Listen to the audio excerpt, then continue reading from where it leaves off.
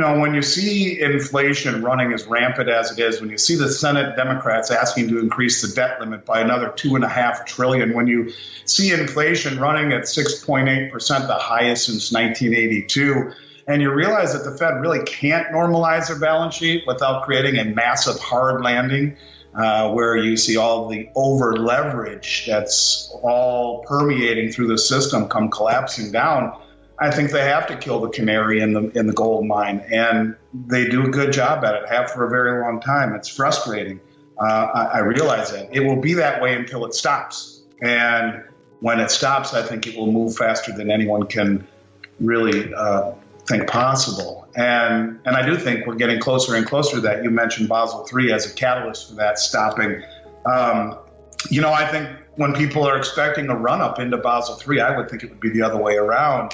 The banks that are trying to get out of these unallocated short positions, I think need to shake as many people from the tree as possible. And I have been expecting this one last smackdown leading up to the new year, actually. I'm looking at it the opposite way, whereas they want to get everyone out so that they can drive the price down. You'll notice they're pushing it below moving averages and resistance levels, which from a technical standpoint gets all the hedge funds to sell and gets all the managed money to sell so that they can then cover their short positions as they've been doing really for the last several weeks. This is nothing new, but I think we're getting to the 12th hour. I would expect it to run up after the new year, after they've gotten as many people out so that the price drops so that they can cover their short positions without bleeding too much in the way of trying to cover at a much higher price. And they're billions of dollars underwater, so they really, really need to try to smack it. And I think they will do that leading into the new year. Conversely, it's really very disconnected from supply. And it has been really for the better part of the last couple of years, where the demand for physical is completely disconnected. And the supply is completely disconnected from the paper price, the fraudulent paper price we see on COMEX. And so bottom line is that all of the things that you are saying are true and I think will happen. I just don't think that it's going to happen the way people are thinking it will. I think it's going to happen after the first of the year, after the Basel III net stabilization rules go into effect. And I think they're going to do all they can to try to drive the price lower into the new year so that they can get out of these positions without too much pain, without too much consequence. In 2008, gold, as we've talked about before, fell from 1,000 to 700 and silver from 21 to 9. You're talking a 30% drop in gold, a 60% drop in silver, which would be indicative of everyone dumping everything they had onto the market and running the other direction. In reality, it couldn't have been further from the truth. Same thing happened in March of 2020. After the stock market collapsed, they drove the price down. And it's always the same thing. The market was collapsing. It was a rush to liquidity, and gold is so liquid, they can sell it quickly and cover their short positions or whatever. That's not the case. It's the counterintuitive narrative that is played out by the big money that is trying to keep people in the system. And if gold and silver were to behave the way that we would expect it to, when inflation is running rampant, when you are getting excuses why you can't taper, and I guarantee we'll get more excuses, even if the Fed comes out today and tomorrow and says they're going to taper, there'll be an excuse, just like we're seeing at the Bank of England, who decided to hold off on their rate hike until February because of Omicron and the flu and the whatever it is. They're going to find excuses. They always will have excuses. Push comes to shove. I think as it pertains to tapering, they can't normalize the balance sheet. And so they're trying to kill the canary.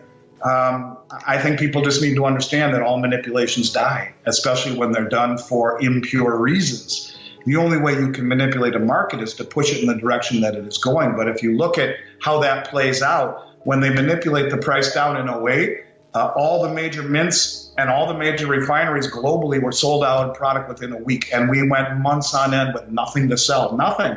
And no one was selling to us. The market was void of product, both brand new and secondary. And they saw the same thing in March of last year with $11 silver, $21, $22 coins, no matter what it was that you were buying.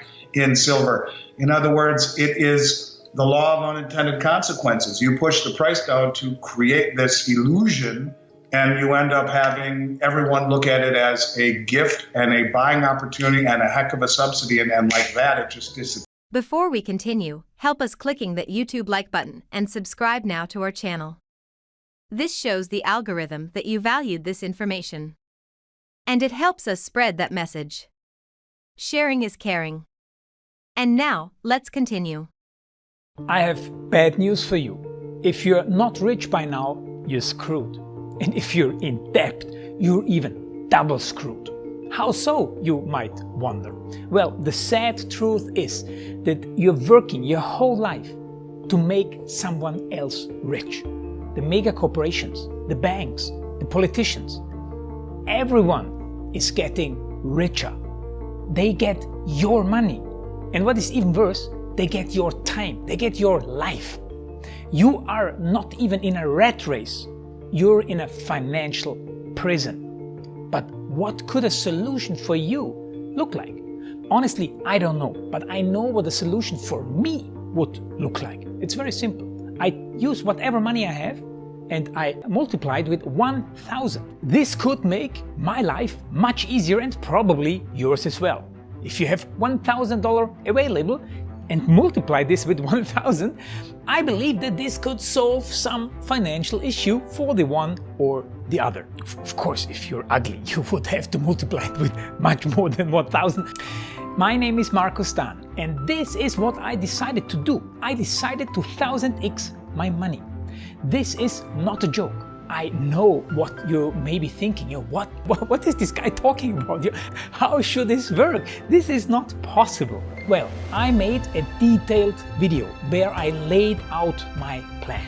And some clever folks might even want to look at this plan and copy it and do exactly what I do. This is just a little hint on the side. You have two options. You leave, you forget what you have seen. You do whatever you're doing and you hope that somehow you get some other results. Good luck with that. Or you click the link below the video. You enter your email address because I'm not showing this to everybody. You at least watch my video on how I plan to 1000x my money. The choice is yours. Make the right choice. Join me. See what a different future you could have. See at least how I intend, how I plan to do the 1000x. So click on the link below, enter your email address, and I see you on the other side. Your Markus Dahn.